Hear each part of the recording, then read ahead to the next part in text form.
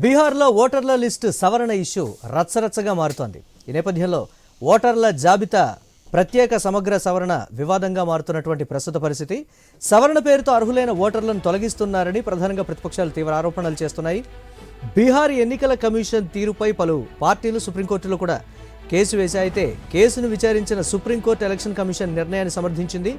సవరణ మంచి నిర్ణయమేనని అన్న సుప్రీంకోర్టు ఈ టైంలోనే ఎందుకు చేయాల్సి వచ్చిందని మాత్రమే ప్రశ్నించినటువంటి ప్రస్తుత పరిస్థితి ఉంది.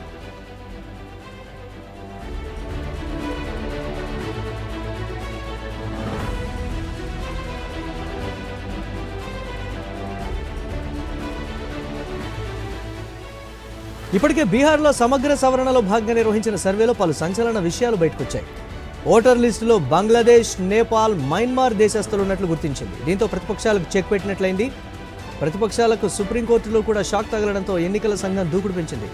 ఇక నుంచి దేశవ్యాప్తంగా ఓటర్ లిస్టులో ప్రత్యేక సమగ్ర సవరణ చేపట్టాలని ఎన్నికల కమిషన్ ఓ నిర్ణయానికి వచ్చింది.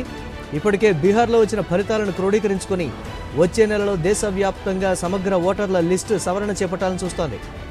దేశంలోని చాలా వరకు రాష్ట్రాలు 2002 నుంచి 2004 మధ్యకాలంలో ఓటరు జాబితాల సమగ్ర సవరణ చేపట్టాయి. ఆ తర్వాత సవరణ లిస్టు ప్రకారం ఓటర్ల సంఖ్యను బయటపెట్టేశారు. దేశ రాజధాని ఢిల్లీలో చివరిసారి 2008లో సవరణ చేపట్టింది.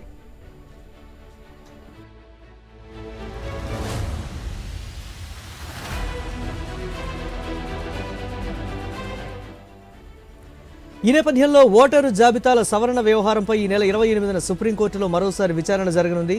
సుప్రీంకోర్టు చెప్పేదానిని బట్టి దేశవ్యాప్తంగా ఈ కసరత్తు నిర్వహణపై ఎన్నికల సంఘం ఫైనల్ నిర్ణయం తీసుకుంటుంది. దేశవ్యాప్తంగా ఓటర్ల లిస్టును సమగ్రంగా సమీక్షించి విదేశీ అక్రమ వలసదారులను తొలగించనున్నట్లు ఈసీ గతంలోనే ప్రకటించింది. కొన్ని రాష్ట్రాల్లో ప్రాంతీయ పార్టీలు దొంగ ఓటర్లతోనే అధికారంలోకి వస్తున్న సందర్భాలు కూడా ఉన్నాయి. వెస్ట్ బెంగాల్తో పాటు ఈశాన్య రాష్ట్రాల్లో కూడా విదేశీయులు దొంగచాటున ఓటర్ల లిస్టులో చేరిపోయారు. దానికి లోకల్ పార్టీలు మద్దతు తెలుపుతున్నాయని అపవాదు కూడా ఉంది. దీంతో దేశవ్యాప్తంగా ప్రత్యేక సమగ్ర ఓటర్ల సవరణను ఎలా చేపడుతుంది, ఎలాంటి ఫలితాలు సాధిస్తుంది, అక్రమ వలసదారుల ఓట్లను తొలగిస్తారా, ఓటర్లను తొలగిస్తే ప్రాంతీయ పార్టీలు ఎలా స్పందిస్తాయన్నదే ప్రధాన చర్చనీయాంశంగా మారుతోంది.